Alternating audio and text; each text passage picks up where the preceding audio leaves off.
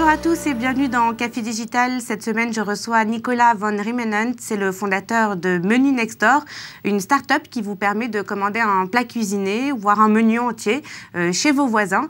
Nicolas, bonjour. Bonjour. Merci d'être avec nous aujourd'hui. Votre start-up a presque 1 an. Maintenant, elle a commencé à Bruxelles. Est-ce que vous pouvez nous expliquer le concept ? Alors oui, donc Menu Next Door a été lancé en mai 2015 à Bruxelles. Donc en fait, le concept, c'est aller chercher un menu à emporter chez un voisin. Alors ce voisin, c'est un cuisinier passionné qui peut être professionnel ou amateur. Et donc l'idée, c'est d'aller de commander sur le site internet le menu qu'il a préparé et d'aller le chercher chez lui. Et donc le chef vous accueille, vous offre un petit verre et vous repartez avec votre menu.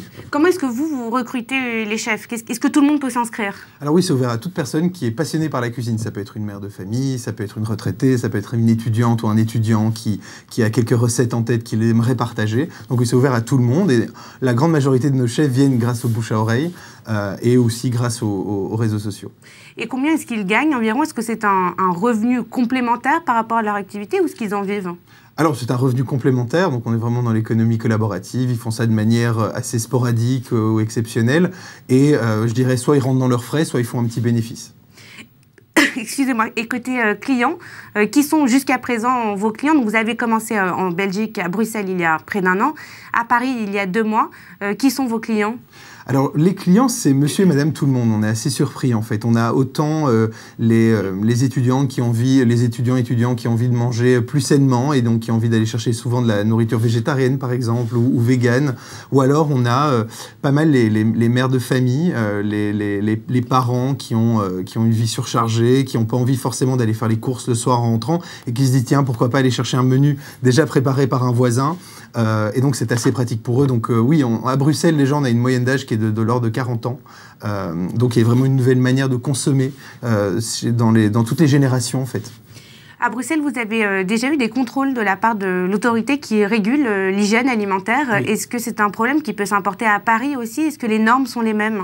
Alors, de toute façon, les contrôles qui ont été effectués, ils sont tous passés positifs. On en a eu peut-être une bonne dizaine et tous les contrôles étaient positifs. Donc, en fait, l'idée, c'est plus en termes d'administratif que ça posait un problème parce qu'il fallait payer une cotisation. Ici, en France, c'est beaucoup plus souple donc, et beaucoup moins, je dirais, cher. Donc, a priori, il n'y a aucun souci à ce niveau-là. Comment est-ce que vous vous positionnez par rapport à vos concurrents ? Parce que vous êtes désormais assez nombreux, finalement, vous êtes positionnés sur ce créneau, c'est-à-dire aller acheter des plats préparés chez ses voisins. Comment est-ce que vous différenciez ? Qu'est-ce que vous apportez de plus ? En tout cas, la convivialité, le fait que, il y a une vraie communauté en fait qui se crée. Il faut savoir qu'on a lancé Paris fin janvier. On a déjà organisé une fête il y a une semaine de ça où on avait déjà 180 personnes, dont la moitié des chefs, la moitié la communauté qui a apprécié les menus des chefs, donc des cuisiniers passionnés. Et donc il y a une communauté qui se crée via le bouche à oreille et dans laquelle il y a une confiance qui se crée.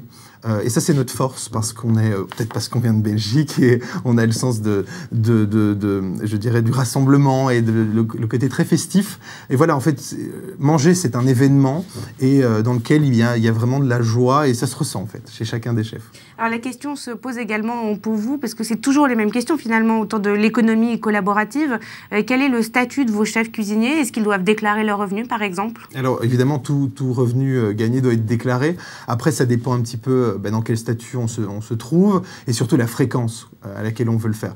En Belgique, par exemple, on a des employés qui se mettent en indépendant complémentaire ou alors qu'ils le font de manière exceptionnelle et qui rentrent ça dans leur déclaration d'impôt en fin d'année. Ou alors on se met tout simplement en statut d'auto-entrepreneur et on peut le faire de manière plus régulière. Mais aujourd'hui, on est sur 80% je dirais des cuisiniers qui font ça de manière exceptionnelle 3-4 fois par an. Donc pour l'instant, vous êtes à Bruxelles, à Paris depuis peu. Est-ce qu'il y a d'autres villes que vous envisagez ?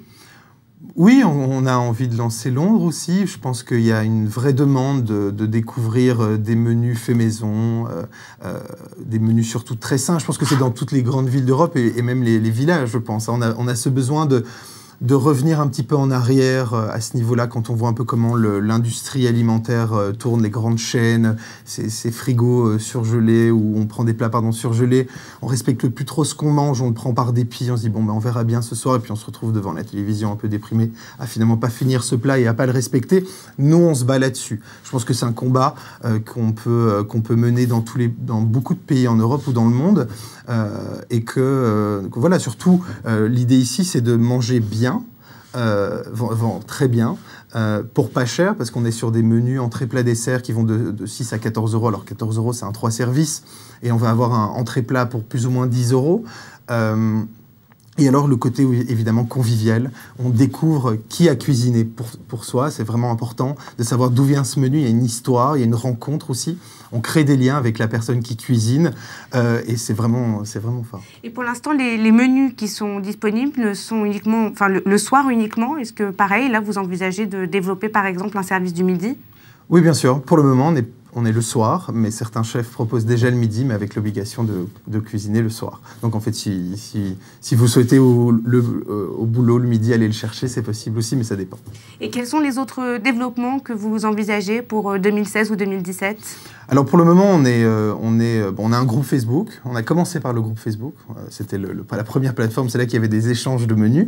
Et puis ensuite, on est passé au site internet. On va continuer à construire là-dessus. On créera une application certainement d'ici la fin de l'année. Mais l'application ne viendra qu'après. Nous, notre objectif d'abord, c'est de pouvoir avoir des cuisiniers dans chaque arrondissement de Paris qui cuisinent tout type de cuisine. Ça va du végétarien à l'asiatique, au sans gluten. Voilà, il y a vraiment un large panel. Et donc voilà, d'abord réussir à ce qu'ils vendent correctement leur menu. Ce qui se passe aujourd'hui, ils en vendent entre 20 et 40 menus par soir. Et les chefs sont tous notés par la communauté? Oui, en fait, à partir du moment où vous goûtez la cuisine du cuisinier, eh bien, vous êtes amené à laisser un commentaire et un rating. Donc le rating, ça va être l'accueil, ça va être le côté généreux de la portion, la qualité du plat, entrée, plat, dessert, et alors l'hygiène aussi.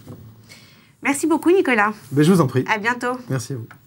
Café Digital, c'est tout pour aujourd'hui. On se retrouve la semaine prochaine avec un nouvel invité.